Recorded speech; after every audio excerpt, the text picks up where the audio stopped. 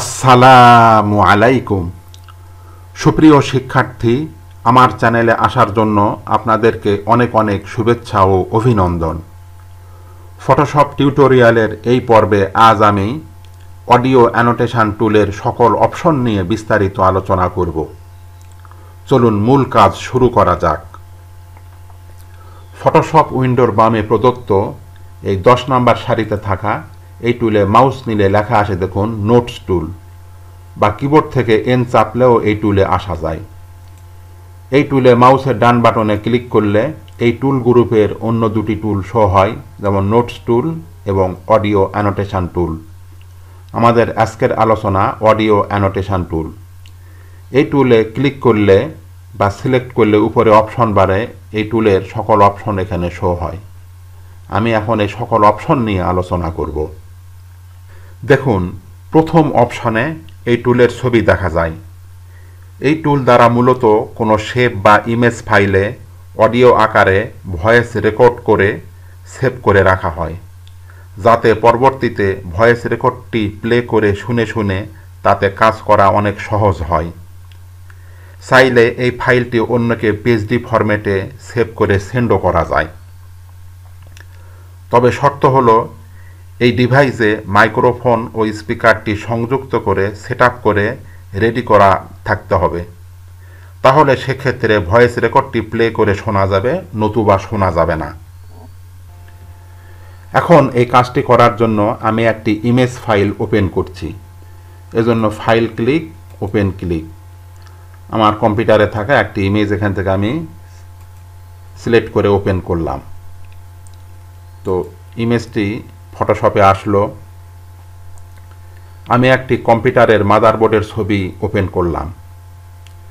ধরি এই মাদারবোর্ডের উপর আমার একটি ক্লাস রয়েছে এবং ক্লাসের মাদারবোর্ডের যে যে অংশের অডিও ভয়েস রেকর্ড প্রয়োজন তা ভয়েস রেকর্ড করে সেই অংশে তা সেভ করে রাখতে হবে, যাতে পরবর্তীতে শুনে কাজ করা যায়। তো এই কাজটি করার জন্য প্রথমে আমি এই অডিও অ্যানোটেশন টুলে ক্লিক করে সিলেকশন করলাম। করার পর উপরে আমি যে অংশে অডিও রেকর্ড করব সেই অংশের একটি নাম দিলাম, যেমন পার্ট 1। তো এখানে আমি লিখতেছি পার্ট 1, PART, পার্ট 1 নাম দিলাম। তারপর এখানে কালার, সাপোজ আমি এখান থেকে রেড কালার নির্ধারণ করে ওকে করলাম। এরপর এখানে আমি একটা ক্লিক করলাম। দেখুন এখানে লেখা এসেছে instruction, press the start button to begin recording by speaking into the microphone. অর্থাৎ মাইক্রোফোনে কথা বলে রেকর্ডিং শুরু করতে স্টার্ট বোতাম চাপুন অথবা ক্লিক করুন।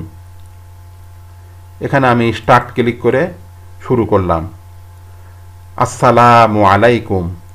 সুপ্রিয় শিক্ষার্থী, আপনারা কেমন আছেন? আশা করি ভালো আছেন, ইত্যাদি ইত্যাদি। আল্লাহ হাফেজ বলে আমি শেষ করে স্টপে ক্লিক করলাম। তাহলে অডিও রেকর্ডটি শেষ হয়ে অটোমেটিক সেভ হবে। এখন এটি শোনার জন্য আমরা এই আইকনের উপর মাউসের ডান বাটনে ক্লিক করে এখন এখান থেকে আমি প্লে ক্লিক করলাম। করার পর এখান থেকে আমি সাউন্ডটাকে একটু বাড়িয়ে দিচ্ছি, আপনারা শোনেন। সুপ্রিয় শিক্ষার্থী, আপনারা কেমন আছেন? আশা করি ভালো আছেন, ইত্যাদি ইত্যাদি। আল্লাহ হাফেজ। এভাবে আমি কয়েকটি জায়গাতে আমি রেকর্ড করে নিচ্ছি। সাপোজ এখানে পার্ট 1, এখান থেকে আবার আমি লিখে দিচ্ছি PART, পার্ট 2। পার্ট 2 দিয়ে এখানকার কালার আমি অন্য একটি কালার দিচ্ছি। সাপোজ এখান থেকে আমি এই হলুদ কালার দিলাম, দিয়ে ওকে করলাম। করার পর এই অংশে আবার একটা ক্লিক করলাম। করার পর এখানে স্টার্টে ক্লিক করে রেকর্ড করে এখানে স্টপ করলাম। আবার এই অংশের উপর আমি আরেকটা করব, এজন্য এখান থেকে পার্ট 3, PART, পার্ট 3 নিলাম। এখান থেকে একটা কালার আমি সাপোজ গোলাপি কালার দিলাম। দেওয়ার পর আমি এখানে ক্লিক করে এখানেও সাপোজ এইভাবে আমি স্টার্ট করে রেকর্ড করে এখান থেকে স্টপ করলাম। করার পর আবার আরেকটা অংশের উপর এখানে আমি লিখে দিলাম পার্ট 4,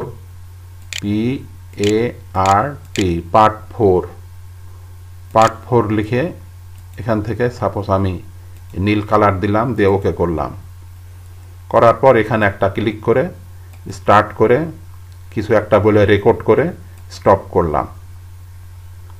তাহলে এভাবে আমাদের এই মাদারবোর্ডের উপর আমি 4টি স্থানে অডিও অ্যানোটেশন আমি করে নিলাম।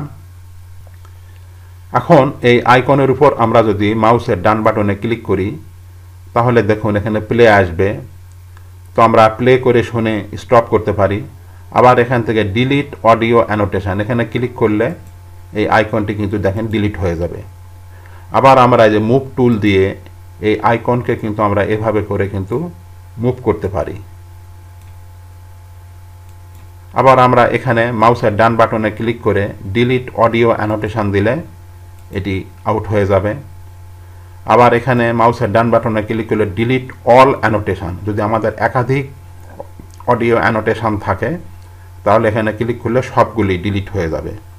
বা আমরা উপর থেকেও এখানে ক্লিয়ার অল করলে ওকে করলে দেখুন সব চলে যাবে। আমি কন্ট্রোল অল্টার জেড দিয়ে ব্যাকে আনলাম। এখন এই ফাইলকে পিএইচডি ফরম্যাটে সেভ করে অন্যকে সেন্ড করা যাবে। তো সেজন্য আমি এখান থেকে ফাইল সেভ অ্যাজ নাম দিলাম। তো ফাইলের একটা নাম দিলাম, এরকম একটা নাম দিলাম। দেওয়ার পর দেখুন এখানে ফরম্যাট পিএইচডি ফরম্যাটে রয়েছে এবং নিচে দেখুন এখানে এই বক্সে অ্যানোটেশন বক্সে একটি টিক এসেছে। তো এখানে ডেস্কটপ লোকেশন করে আমি এখান থেকে সেভ করে দিলাম। এখন আমরা যদি ফাইল সেভ অ্যাজ এই অংশে আমরা যদি জেপিইজি মুড করি, সাপোজ এখান থেকে আমরা যদি জেপিইজি করে দিই তাহলে দেখুন আমাদের এই অ্যানোটেশন বক্সে কিন্তু সতর্কতার চিহ্ন রয়েছে। জেপিইজি ফরম্যাটে সেভ করলে কিন্তু আমরা এই অ্যানোটেশনকে দেখতে পাবো না বা কাজ হবে না। দেখুন আমি এটিকে ক্লোজ করে দিলাম। দেখুন আমাদের এখানে এটি হলো জেপিইজি ফরম্যাটে আছে। আমরা এটিকে যদি ওপেন করি তাহলে দেখুন আমাদের এখানে কিন্তু কোনো অ্যানোটেশন চিহ্ন নেই। তো আমি এটি ক্লোজ করলাম। আর এই পিএইচডি ফরম্যাটে যেটি সেভ করেছি এখানে যদি আমরা ক্লিক করে ওপেন করি তাহলে দেখুন আমাদের এখানে এই আইকনটি কিন্তু আছে। এখানে মাউসের ডান বাটনে ক্লিক করে প্লে করে কিন্তু আমরা শুনতে পারি। তো এভাবে অডিও অ্যানোটেশন টুল ব্যবহার করে একটি ফাইলে অডিও আকারে ভয়েস রেকর্ড করে তা পরবর্তীতে প্লে করে শুনে শুনে কাজ করা খুব সহজ এবং সুবিধাজনক। তো ভিউয়ার্স, আজকের মতো এ পর্যন্তই। ভিডিওটি ভালো লাগলে অবশ্যই সাবস্ক্রাইব করবেন। আর পূর্বে যদি সাবস্ক্রাইব করে থাকেন তাহলে অনেক অনেক ধন্যবাদ। আর আপনারা আমার আগের ভিডিওগুলি দেখতে চাইলে এই ভিডিওর উপরে থাকা আই বাটনে ক্লিক করলে প্লেলিস্ট হিসেবে ফটোশপ 7.0 লেখা ভিডিও দেখতে পাবেন। সেই ভিডিওতে ক্লিক করলে আপনারা আমার পূর্বের সকল ভিডিও সিরিয়ালি পেয়ে যাবেন। আল্লাহ হাফেজ।